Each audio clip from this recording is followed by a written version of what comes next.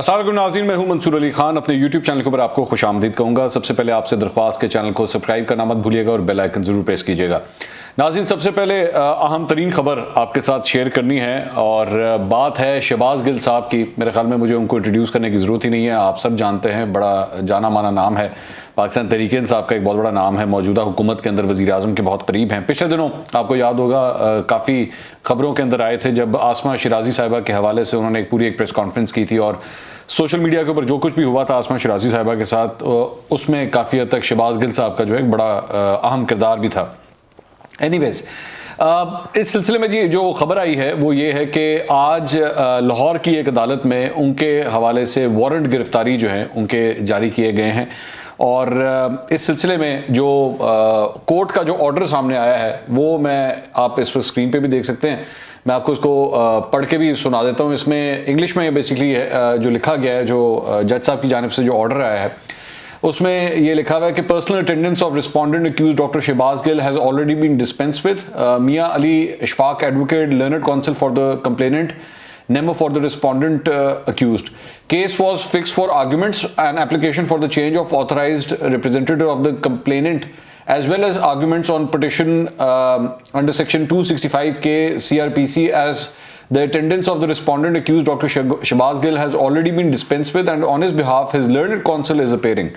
शहबाज गिल साहब जो है उनको ज़ाती तौर पर वहाँ पे पेश होने के हवाले से जो है वो इस्तिस्ना मिल चुका है, वो उन्होंने मांगा था, लेकिन उनके लर्नड काउंसिल यानी कि उनके जो वकील हैं उन्होंने पेश होना होता था इस केस के अंदर।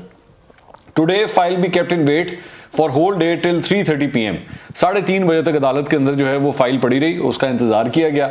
But his learned counsel has not turned up on his behalf regarding his attendance. So basically Shahbaz Gill साहब की जानिब से जो वकील थे वो आज अदालत में पेश नहीं हुए।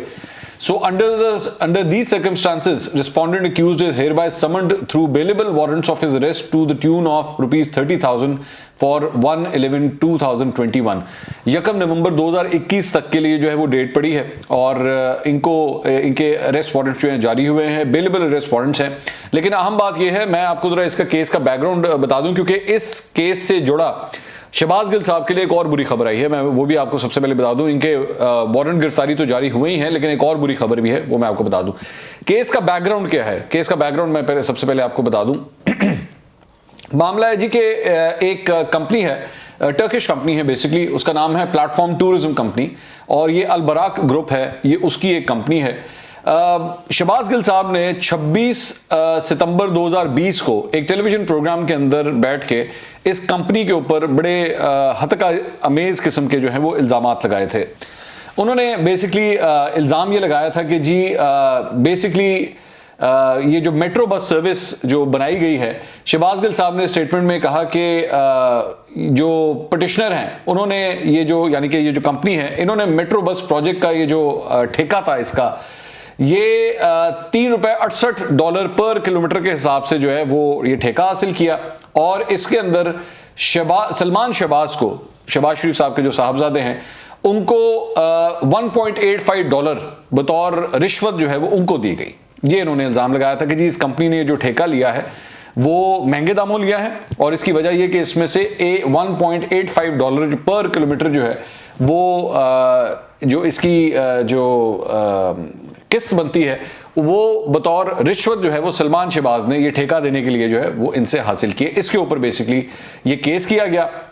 उन्होंने कहा कि ये शहबाज गिल साहब ने जो कुछ भी इल्ज़ामात लगाए हैं ये सारे गलत हैं, ये सारे 2 नंबर हैं। और मेरी इत्तला के मुताबिक जब ये सारा कुछ ऑब्वियसली चूंकि एक टर्किश कंपनी है और ये जब सब कुछ कर रही थी तो उस टर्किश कंपनी के इस सारे, क्योंकि जब भी कोई ऐसा मैटर आता है तो फिर टर्किश जो एम्बेसी होती है वो भी बीच में इन्वॉल्व हो जाती है क्योंकि तमाम तर कानूनी कार्रवाइयाँ चूँकि इसके अंदर आ रही हैं।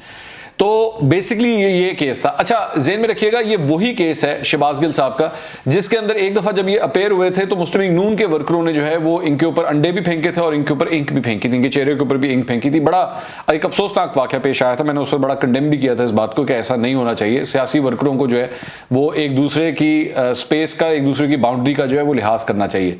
तो शहबाज गिल साहब बेसिकली इसी केस के अंदर एक दफ़ा लाहौर के अंदर जब पेश हो रहे थे तो अब इनके साथ वाक़या पेश आया था। फिर बाद में जाके इन्होंने इस्तिस्ना मांगा था कि जी मुझे इस्तिस्ना दे दिया जाए कि मैं अदालत में पेश नहीं हो सकता, तो वो तब इनको इस्तिस्ना मिला था, लेकिन आज इनके वकील भी पेश नहीं हुए। अच्छा, जो दूसरी एक इंपॉर्टेंट डेवलपमेंट है वो ये है कि उसके बाद जब ये केस फाइल हो रहा था तो और ये केस की प्रोसीडिंग शुरू हुई थी, तो शहबाज गिल साहब ने वो लोग वो जो पाकिस्तानी इनके एम्प्लॉइज थे इस कंपनी के, उन्होंने चूंकि लेटर हेड के ऊपर जो है वो सारा ये सब कुछ स्टेटमेंट्स वगैरह लिखी थी, तो शहबाज गिल साहब ने इसी कंपनी के ये जो एम्प्लॉइज थे इनके अगेंस्ट एक FIR कटवा दी।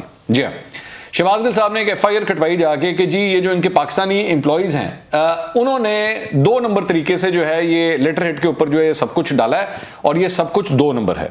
और ये FIR की कॉपी जो है वो आप स्क्रीन पे भी देख सकते हैं। इस्लामपुरा थाने के अंदर जनाब ये FIR काटी गई थी और ये 13 जनवरी को जो है वो गालबन 13 जनवरी की ये इसके ऊपर डेट मुझे नजर आ रही है और उसके अंदर ये FIR काटी गई थी। और इस FIR के अंदर बेसिकली यही लिखा गया है कि जी ये फ्रॉड और मुझे ब्लैकमेल किया जा रहा है और इस तरह ये सारा कुछ इस्तेमाल किया जा रहा है। और इस सिलसिले में जो है वो फिर एक और मतलब मामला जो है वो एक और भी खुल गया।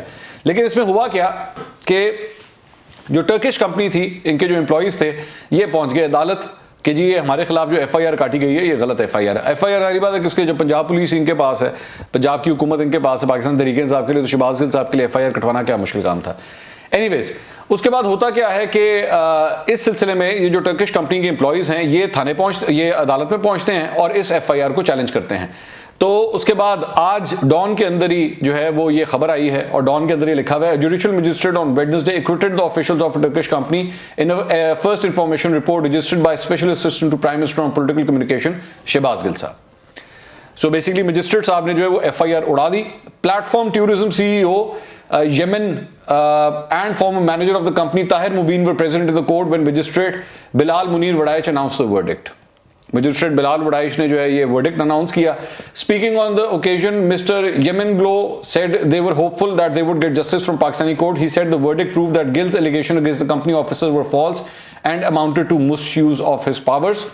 Gil had lodged the FIR with Islampura police, alleging that the officials of the Turkish company filed a defamation complaint against him only to defame him, and that too without a resolution of the board of directors of the company. इन्होंने basically अपनी FIR में कहा था कि जो board of directors हैं उस company के उनकी इजाजत नहीं थी, लेकिन यहाँ के जो पाकिस्तानी एम्प्लॉइज थे इन्होंने शहबाज गिल साहब के खिलाफ ये केस जो है वो फाइल किया है। The magistrate in his written order says, I am of the humble view that there is no probability of conviction and there is no evidence available on record to charge sheet the accused persons to base upon the trial. On 26 आगे फिर वो basically वो उसी का बता रहे हैं।